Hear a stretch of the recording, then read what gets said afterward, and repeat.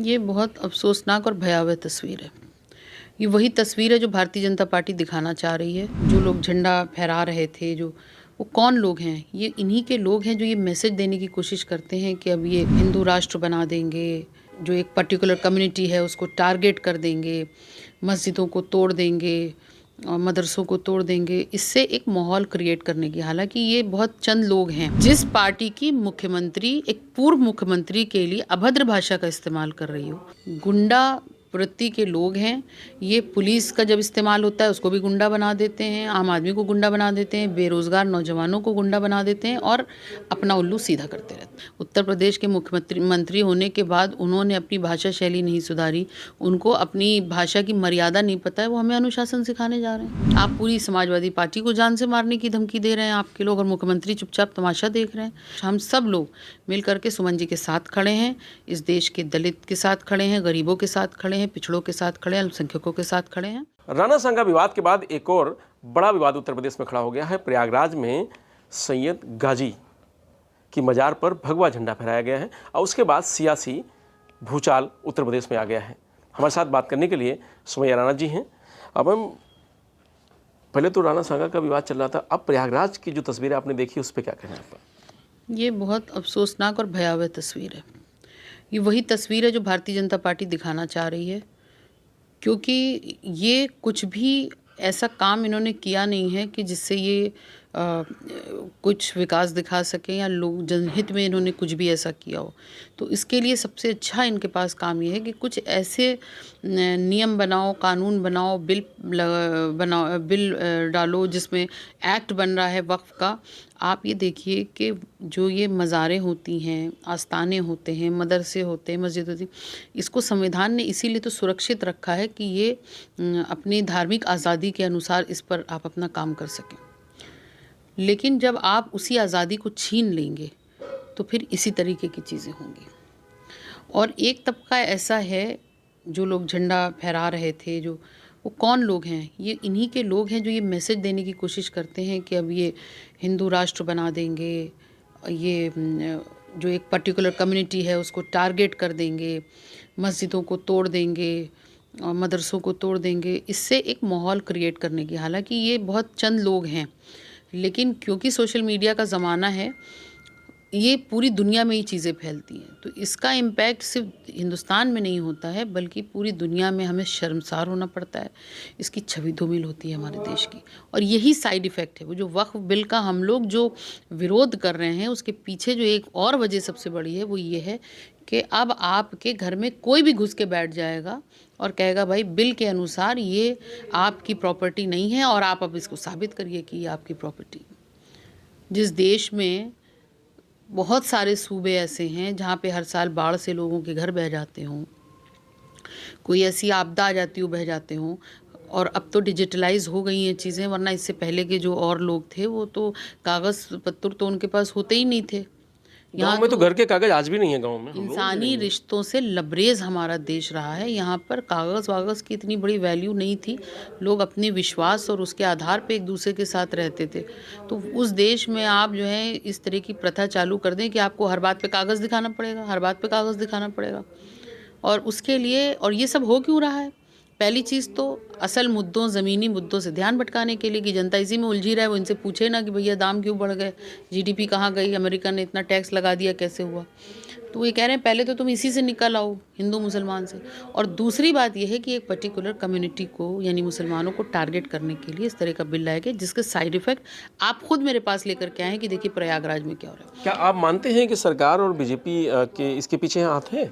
हाँ, 100%। इनकी शय के बिना कैसे होगा? जिस पार्टी की मुख्यमंत्री एक पूर्व मुख्यमंत्री के लिए अभद्र भाषा का इस्तेमाल कर रही हो, उसको अपनी जो तरबियत है उसका मुजाहरे पे शर्म नहीं आ रही कि मैं एक मुख्यमंत्री के पद पे हूँ, इतने बड़े संवैधानिक पद पे हूँ, और दूसरा व्यक्ति जिसके बारे में आप ऐसी शब्द इस्तेमाल कर रही हैं, शब्दावली बोल रही हैं, वो भी एक बड़े संवैधानिक पद पर थे, पूर्व मुख्यमंत्री हैं उत्तर प्रदेश के। आप इस तरीके की बात कर रही हो, तो वहाँ की जो विचारधारा है, वहाँ की जो इनकी तरबियत है, पालन पोषण है, वो इसी तरीके का है। तो ये लोग गुंडा प्रवृत्ति के लोग हैं। ये पुलिस का जब इस्तेमाल होता है उसको भी गुंडा बना देते हैं, आम आदमी को गुंडा बना देते हैं, बेरोज़गार नौजवानों को गुंडा बना देते हैं और अपना उल्लू सीधा करते रहते हैं। नहीं तो क्या लग रहा है कि ऐसे तो तमाम सारी मज़ारें हैं, तमाम सारी दरगाहें हैं, तो ऐसे तो बहुत सारी ऐसा प्रोटेस्ट हो जाएगा, तब तो बड़ा बवाल हो जाएगा। बड़ा बवाल करने के लिए ये हो रहा है।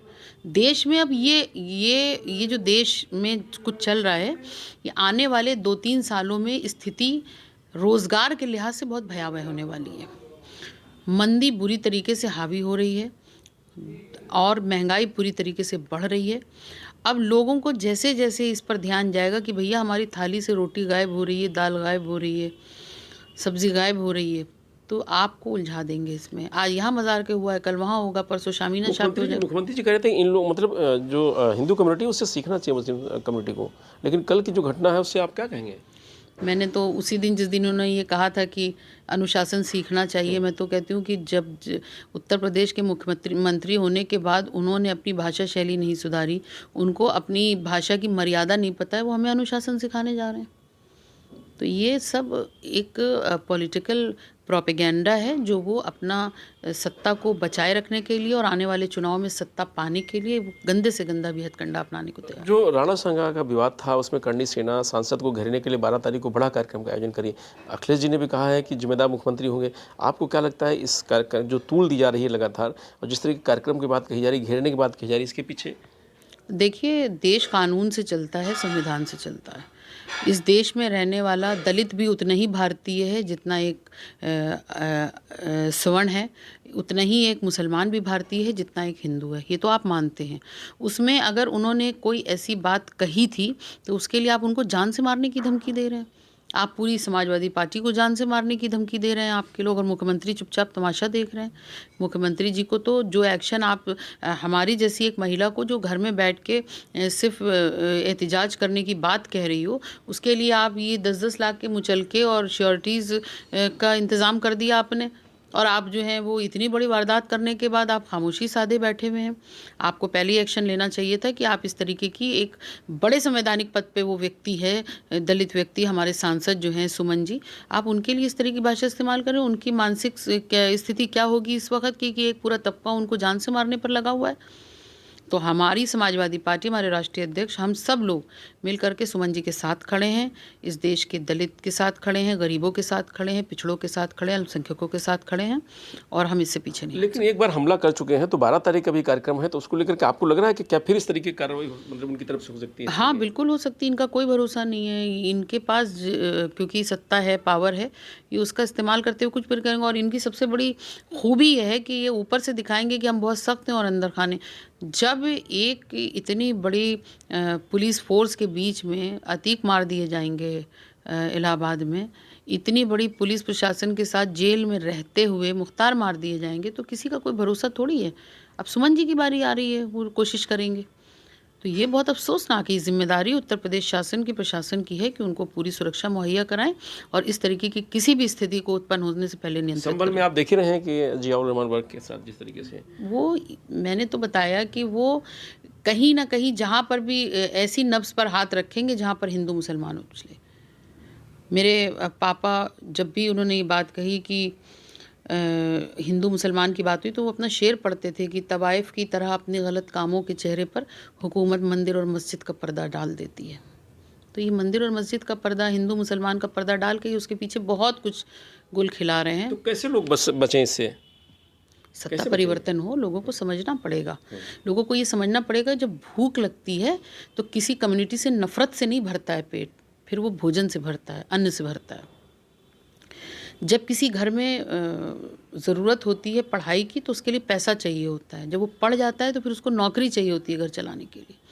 नफ़रतें तबाही करती हैं, नफ़रतें किसी का भला नहीं कर सकती कभी। तो उसी राह पे है सरकार की मंशा क्या है? आप जो देख रहे हैं जिस तरीके से लगातार घटनाएं हो रही, चाहे वो आगरा की हो, चाहे प्रयागराज की हो, सरकार नौजवानों का, बेरोज़गार नौजवानों का गलत इस्तेमाल करना चाह रही है। सरकार ये चाह रही है कि ये हमसे नौकरी की मांग ना करने पाए, उससे पहले ही इनको इस तरीके के मसलों में उलझा दो। नहीं तो नौकरी देनी पड़ जाएगी ना, जवाब देना पड़ जाएगा महंगाई कहाँ से कहाँ जा रही है। ये भी जवाब देना पड़ जाएगा कि अमेरिका ने जो टैक्स बढ़ाया है वो किस लिए है, उस पर आप क्या कर रहे हो। तो ये सब की जवाबदेही ना हो उसके लिए ये सब कुछ करा जा रहा है। तो सरकार अपनी नाकामी छुपाने के लिए इस तरीके की जो घटनाएं हैं, चाहे वो आगरा की हों और चाहे वो प्रयागराज की हों, ये करा रही है। सुमैया रानी जी का कहना है कि इन सब के पीछे सरकार का हाथ है और भारतीय जनता पार्टी का हाथ है। मैं रजनीश यादव, लोकमत हिंदी, लखनऊ।